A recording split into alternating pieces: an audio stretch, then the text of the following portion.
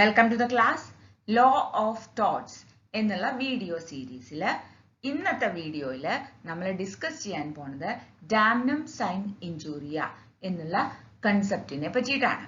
അപ്പോൾ law of ടോർട്സ് develop ചെയ്തത് തന്നെ ബേസിക്കലി ഇത്തരത്തിലുള്ള ലീഗൽ പ്രിൻസിപ്പിൾസ് പിന്നെ കോർട്ട് ഡിസിഷൻസ് ഇത് രണ്ടിനെയും ബേസ് ചെയ്തിട്ടാണ്.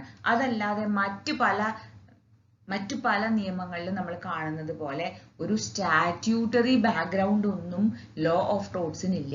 അത് കുറേയേറെ ഡിസിഷൻസ് ആണ്. പിന്നെ അതിന് ബൈൻഡിങ് ആയിട്ട് നമ്മൾ കൺസിഡർ ചെയ്യുന്ന കുറേയേറെ ലീഗൽ പ്രിൻസിപ്പിൾസും ആണ്. ഓക്കെ, അപ്പൊ ലോ ഓഫ് ടോർട്സ് നമ്മൾ പഠിക്കുക എന്ന് പറഞ്ഞു കഴിഞ്ഞാൽ ഈ ലീഗൽ പ്രിൻസിപ്പിൾസ് നമ്മൾ മനസ്സിലാക്കുകയും അത് എങ്ങനെയാണ് കോടതികൾ ഓരോ കേസിലും അപ്ലൈ ചെയ്തിട്ടുള്ളത് എന്ന് നിരീക്ഷിക്കുകയും ആണ് ശരിക്കും ലോ ഓഫ് ടോർട്സിന്റെ പഠനം എന്നതുകൊണ്ട് ഉദ്ദേശിക്കുന്നത്.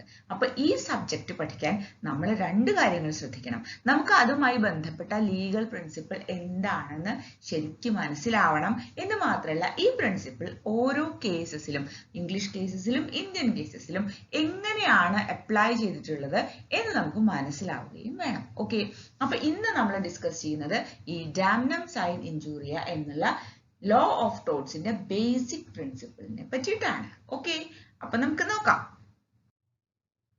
യെസ്, ബേസിക്കലി ഇതൊരു ലാറ്റിൻ പ്രിൻസിപ്പിൾ ആണ്. അതായത് ഇതിലെ വാക്കുകളൊക്കെ ലാറ്റിൻ ആണ്. അപ്പൊ നമുക്ക് ടേം ബൈ ടേം മനസ്സിലാക്കാം. ഡാംനം എന്നുള്ള വാക്കിന്റെ അർത്ഥം ഡാമേജ് എന്നാണ്. അതായത് ഒരു loss of comfort, loss of health അല്ലെങ്കിൽ ലോസ് ഓഫ് മണി, ഇതൊക്കെ ഡാമേജ് ആണ്. അതായത് ഒരാൾക്ക് മറ്റൊരാളുടെ പ്രവൃത്തി മൂലം ഏതെങ്കിലും തരത്തിലുള്ള നഷ്ടം സംഭവിച്ചിട്ടുണ്ടോ എന്നാണ് നോക്കുന്നത്. ഈ നഷ്ടം ഞാൻ നേരത്തെ പറഞ്ഞതുപോലെ ശാരീരികമായിട്ടോ ആരോഗ്യപരമായിട്ടോ മാനസികമായിട്ടോ അല്ലെങ്കിൽ ഫൈനാൻഷ്യൽ ആയിട്ടോ ആവാം. ഓക്കെ, ഏതെങ്കിലും തരത്തിലുള്ള നഷ്ടങ്ങളാണ് ഡാമേജ് എന്ന വാക്കുകൊണ്ട് നമ്മൾ ഉദ്ദേശിക്കുന്നത്. ഓക്കെ, ഇനി സൈൻ എന്ന വാക്കിന്റെ അർത്ഥം അല്ലെങ്കിൽ സിൻ എന്ന വാക്കിന്റെ അർത്ഥം വിതൗട്ട് എന്നാണ്. കാരണം നമ്മൾ പറഞ്ഞുകൊണ്ടിരിക്കുന്ന സാധനം ഇല്ല, അതാണ് സൈൻ. ഓക്കെ, ഇനി ഇഞ്ചൂറിയ എന്ന് പറയുമ്പോൾ ഇഞ്ചുറി എന്ന് നമുക്ക് തോന്നും. ഇവിടെ ഇഞ്ചുറി തന്നെയാണ് ഉദ്ദേശിക്കുന്നത്, പക്ഷെ അത് ഇഞ്ചുറി എങ്ങനെയുള്ള ഇഞ്ചുറിയാണ്? Violation of a legal right. അതാണ്. അതായത് എനിക്കൊരു ലീഗൽ റൈറ്റ് ഉണ്ട്, അതിനെ മറ്റൊരാൾ വയലേറ്റ് ചെയ്യുമ്പോഴാണ് എനിക്ക് ഇഞ്ചുറി ഉണ്ടാവുന്നത്. ഓക്കെ, അപ്പൊ ഇവിടെ ഇഞ്ചൂറിയ എന്ന് പറയുന്നത് കൊണ്ട് നമ്മൾ മനസ്സിലാക്കേണ്ടത് ആരുടെയെങ്കിലും ലീഗൽ റൈറ്റ് വയലേറ്റ് ചെയ്തിട്ടുണ്ടോ എന്നതാണ്. ഓക്കെ, അപ്പൊ ഡാംനം സൈൻ ഇഞ്ചൂറിയ അല്ലെങ്കിൽ ഡാംനം സൈൻ ഇഞ്ചൂറിയ എന്ന് പറഞ്ഞാൽ damage without a violation of legal right എന്നാണ്. ഓക്കെ, ഇനി അതിനെ എക്സ്പ്ലെയിൻ ചെയ്ത് പറഞ്ഞാൽ ഒരു സാഹചര്യത്തിൽ ഡാമേജ് ഉണ്ടാവുന്നുണ്ട്. അതായത് ഒരാൾക്ക് ഹാംഫുൾ ആയിട്ടുള്ള ഒരു സംഭവം നടക്കുന്നുണ്ട്. ഈ ഹാം എന്ന് പറയുന്നത് ഞാൻ പറഞ്ഞുവല്ലോ, അയാൾക്ക് ആരോഗ്യപരമായ പ്രശ്നങ്ങൾ ഉണ്ടാവാം, അയാൾക്ക് മാനസികമായ പ്രശ്നങ്ങളാവാം, ഫൈനാൻഷ്യൽ ആയിട്ടുള്ള പ്രശ്നങ്ങളാവാം. എന്തൊക്കെയായാലും അയാൾക്ക് ചില നഷ്ടങ്ങൾ ഉണ്ടാവുന്നുണ്ട്. ഡാമേജ് എന്ന് പറയുമ്പോൾ നഷ്ടം അവിടെ ഉണ്ടായിട്ടുണ്ട്.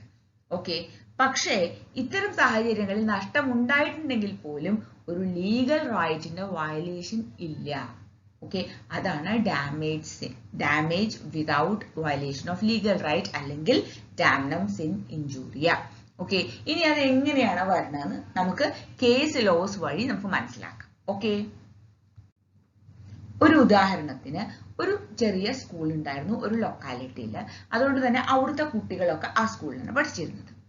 കുറച്ച് ദിവസം കഴിഞ്ഞപ്പോ അല്ലെങ്കിൽ കുറച്ച് വർഷങ്ങൾ കഴിഞ്ഞപ്പോ മറ്റൊരു സ്കൂൾ അതേ ലൊക്കാലിറ്റിയിൽ തുടങ്ങി.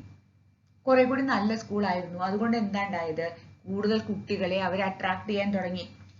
അപ്പോ ഈ ആദ്യം ഉണ്ടായിരുന്ന സ്കൂളിന് ഇനിയും കുട്ടികളെ അട്രാക്ട് ചെയ്യണമെന്നുണ്ടെങ്കിൽ കൂടുതലായിട്ട് എന്തെങ്കിലും ചെയ്തേ പറ്റൂ എന്ന് വന്നു. അങ്ങനെ എന്ന് മാത്രമല്ല, പലപ്പോഴും അവർക്ക് ഫീസ് കുറയ്ക്കുകയോ അങ്ങനെ എന്തെങ്കിലുമൊക്കെ ചെയ്യേണ്ടി വരും. ഇതുവഴി എന്താ ഉണ്ടാവുന്നത്? പുതിയൊരു സ്കൂൾ വന്നതുകൊണ്ട് ആദ്യം ഉണ്ടായിരുന്ന സ്കൂളിന് നഷ്ടം വരുന്നുണ്ട്. ഓക്കെ, പക്ഷെ ഇങ്ങനെ ഒരു കേസിൽ, അതായത് ഗ്ലോസസ്റ്റർ ഗ്രാമർ സ്കൂൾ കേസിൽ കോടതി എന്താ പറഞ്ഞത്? വേറൊരാൾക്ക് സ്കൂൾ തുടങ്ങാനുള്ള അവകാശം ഉണ്ടല്ലോ. അയാള് ഈ സ്കൂളിലേക്ക് വരുന്ന ആളുകളെ തടയുകയോ അവരെ ഏതെങ്കിലും തരത്തിൽ ബുദ്ധിമുട്ടുണ്ടാക്കുകയോ ഒന്നും ചെയ്യുന്നില്ല. ഈ ഡിഫൻഡന്റ് എന്താ ചെയ്തത്? അയാളും ഒരു സ്കൂൾ തുടങ്ങി. അത് വിത്തിൻ ഹിസ് ലീഗൽ റൈറ്റ് ആണ്. ഈ ഗ്ലൂസസ്റ്റർ ഗ്രാമർ സ്കൂളിന്റെ ലീഗൽ റൈറ്റ് ഒന്നും ഡിഫൻഡന്റ് വയലേറ്റ് ചെയ്തിട്ടേ ഇല്ല. അതുകൊണ്ട് തന്നെ ഇവിടെ ഡാമേജ് ഉണ്ട് സമ്മതിച്ചു, പക്ഷെ വയലേഷൻ ഓഫ് ലീഗൽ റൈറ്റ് അല്ലെങ്കിൽ ഇഞ്ചുറി ഇല്ലാത്തത് കൊണ്ട് തന്നെ ലോ ഓഫ് ടോർട്ട് പ്രകാരം ഒരു തരത്തിലുള്ള കോമ്പൻസേഷനും അലൗ ചെയ്യാൻ പറ്റില്ല. അപ്പൊ നമ്മൾ ഇതിൽ നിന്ന് മനസ്സിലാക്കേണ്ട ഒരു കാര്യം, ലോ ഓഫ് ടോർട്ട് പ്രകാരം കോമ്പൻസേഷൻ ലഭിക്കണം എങ്കിൽ ഡാമേജ് ഉണ്ടോ ഇല്ലയോ എന്നത് ഇമ്പോർട്ടന്റ് അല്ല, വയലേഷൻ ഓഫ് ലീഗൽ റൈറ്റ് ഉണ്ടോ ഇല്ലയോ എന്നത് മാത്രമാണ് പ്രധാനപ്പെട്ട കാര്യം. ഓക്കെ, ഒന്നുകൂടി ക്ലിയർ ആയിട്ട് പറയാം, ഡാമേജ് അല്ലെങ്കിൽ നഷ്ടം സംഭവിച്ചാലും ഇല്ലെങ്കിലും വയലേഷൻ ഓഫ് ലീഗൽ റൈറ്റ് ആണ് കോമ്പൻസേഷൻ വേണോ വേണ്ടയോ എന്ന് തീരുമാനിക്കുന്നത്. ഇതാണ് ലോ ഓഫ് ടോർട്ടിന്റെ ബേസിക് പ്രിൻസിപ്പിൾ. ഓക്കെ, ഇനി അത്തരത്തിലുള്ള ചില കേസുകളും കൂടി നമുക്ക് നോക്കാം.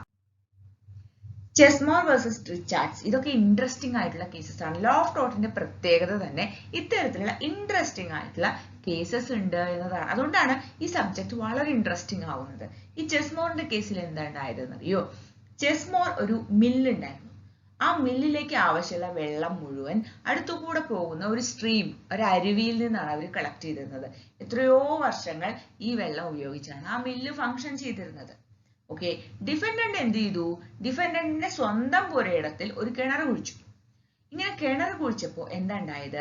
ഈ അരുവിയിലേക്ക് വരുന്ന വാട്ടർ, അണ്ടർഗ്രൗണ്ട് വാട്ടർ സോഴ്സസ് ഒക്കെ ഈ കിണറിലേക്ക് പോവുകയും അങ്ങനെ അരുവിയിലെ വെള്ളത്തിന്റെ അളവ് കുറയുകയും ചെയ്തു. അതുകൊണ്ട് ഇപ്പോ സ്ട്രീമിലെ വെള്ളം ഉപയോഗിച്ചിട്ട് മില്ല് ഫംഗ്ഷൻ ചെയ്യാൻ പറ്റില്ല എന്ന സ്ഥിതി വന്നു.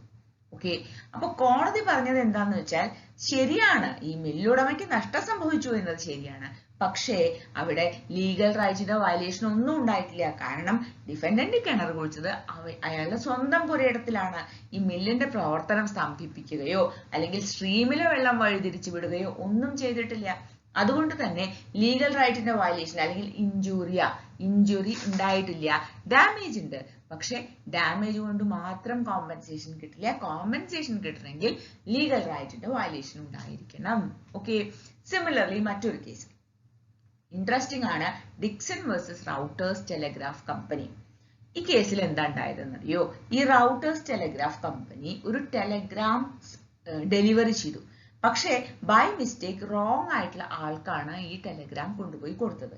ഈ ഡിക്സൺ ആണ് ടെലഗ്രാം കൊടുത്തത്, സത്യത്തിൽ മറ്റൊരാൾക്കുള്ള ടെലഗ്രാം ആയിരുന്നു. ഈ ടെലഗ്രാമിൽ ഒരു സെയിൽ ഓർഡർ ഉണ്ടായിരുന്നു. ടെലഗ്രാഫ് കമ്പനിയുടെ മിസ്റ്റേക്ക് കാരണം ഡിക്സണ് ഈ ടെലഗ്രാം കിട്ടുകയും ആ ടെലഗ്രാമിൽ പറഞ്ഞിട്ടുള്ള സെയിൽ ഓർഡർ തനിക്കുള്ളതാണെന്ന് വിചാരിച്ചിട്ട് ഡിക്സൺ ഓർഡർ അനുസരിച്ച് ഗുഡ്സ് അയക്കുകയും ചെയ്തു. അപ്പൊ ഈ ഗുഡ്സ് അവിടെ ചെന്നപ്പോ അവര് റിജക്ട് ചെയ്തു. കാരണം അവരൊരിക്കലും സെയിൽ ഓർഡർ ഡിക്സന് കൊടുത്തിട്ടുമില്ലല്ലോ. അപ്പൊ ഡിക്സന് നഷ്ടം പറ്റി. ഡിക്സൺ എന്ത് ചെയ്തു? ഈ ടെലഗ്രാഫ് കമ്പനിക്കെതിരെ കോടതിയിലേക്ക് പോയി. അപ്പൊ ഇവിടെ കോടതി പറഞ്ഞത് എന്താണെന്നറിയോ? Routers telegraph company definitely has a duty to deliver it to the proper person. Okay, പക്ഷേ ആരോടാണ് ആ duty? That duty is only towards the sender of the telegraph, not to the recipient എന്നാണ് കോടതി പറഞ്ഞത്. അതായത് ഞാനൊരു ടെലഗ്രാം അയക്കുമ്പോൾ എന്നോട് ടെലഗ്രാം കമ്പനിക്ക് ഒരു ഡ്യൂട്ടി ഉണ്ട്, അല്ലാണ്ട് ഞാൻ ആർക്ക് അയക്കുന്നുവോ അവരോട് പ്രത്യേകിച്ച് ഡ്യൂട്ടി ഒന്നുമില്ല. അതുകൊണ്ട് തന്നെ there is no violation of legal right. ഇപ്പോ അയച്ച ആളാണ് കോടതിയിൽ കേസ് കൊടുത്തിരുന്നതെങ്കിൽ തീർച്ചയായിട്ടും അവിടെ വയലേഷൻ ഓഫ് ലീഗൽ റൈറ്റ് ഉണ്ടാവുമായിരുന്നു. ഇത് റെസിപ്പിയന്റ് ആണ് എന്ന കാരണം കൊണ്ട് തന്നെ കോടതി പറഞ്ഞത് അവിടെ ഒരു ഇഞ്ചുറി ഇല്ല, അതുകൊണ്ട് കോമ്പൻസേഷനും കൊടുക്കാൻ പറ്റില്ല. ഓക്കെ, ഇനി ഒരു ഇന്ത്യൻ കേസിലോ കൂടി പറയാം ഈ വീഡിയോയിൽ അവസാനമായിട്ട്. ഉഷാബൻ വേഴ്സസ് ഭാഗ്യലക്ഷ്മി ചിത്രമന്ദിർ 1978 ഡിസൈഡ് ചെയ്തിട്ടുള്ള ഇന്ത്യൻ കേസാണ്. ഇതിൽ എന്താ ഉണ്ടായിരുന്നറിയോ? ഈ ഉഷാബൻ കോടതിയിലേക്ക് പോയി. അതായത് ജയ് സന്തോഷിമ എന്ന് പറഞ്ഞിട്ടുള്ള ഒരു ഫിലിം, ആ ഫിലിം റിലീസ് ചെയ്തു. പക്ഷെ ആ ഫിലിം കണ്ടിട്ട് ഉഷാബെന്നെ തീരെ ഇഷ്ടപ്പെട്ടില്ല. ഇഷ്ടപ്പെടാതിരിക്കാൻ എന്താ കാരണം? ഈ സിനിമയില് സരസ്വതി, ലക്ഷ്മി, പാർവതി ഇങ്ങനെ 3 ദേവിമാരെയും അവർ തമ്മിൽ മത്സരിക്കുന്നതായിട്ടും അവർ പരസ്പരം ജലസ് ആയതായിട്ടും ഒക്കെയാണ് ഈ സിനിമയിൽ കാണിക്കുന്നത്. അപ്പോ ഉഷാബൻ പറഞ്ഞത് ഇത് എന്റെ റിലീജിയസ് സെന്റിമെന്റ്സിനെയാണ് ഹേർട്ട് ചെയ്യണത്, അതുകൊണ്ട് ഇവിടെ ഒരു വയലേഷൻ ഓഫ് ലീഗൽ റൈറ്റ് ഉണ്ട് എന്നാണ്. പക്ഷെ കോടതി പറഞ്ഞത് ഈ റിലീജിയസ് സെന്റിമെന്റ് എന്നൊക്കെ പറഞ്ഞത് വളരെ അബ്സ്ട്രാക്ട് ആയിട്ടുള്ള ഒരു കൺസെപ്റ്റ് ആണ്, അതുകൊണ്ട് തന്നെ അതിനെ ഒരു ലീഗൽ റൈറ്റ് വയലേഷൻ ആയിട്ട് കൺസിഡർ ചെയ്യാൻ പറ്റില്ല എന്നാണ്. ഓക്കെ, അപ്പോൾ ഇത്രയും കാര്യങ്ങൾ പറഞ്ഞതിൽ നിന്നും നിങ്ങൾക്ക് ഡാംനം സിൻ ഇൻജൂറിയ അല്ലെങ്കിൽ ഡാമേജ് വിതൗട്ട് ഇൻജുറി എന്ന കൺസെപ്റ്റ് ക്ലിയർ ആയിട്ടുണ്ടാവും എന്ന് ഞാൻ വിചാരിക്കുന്നു.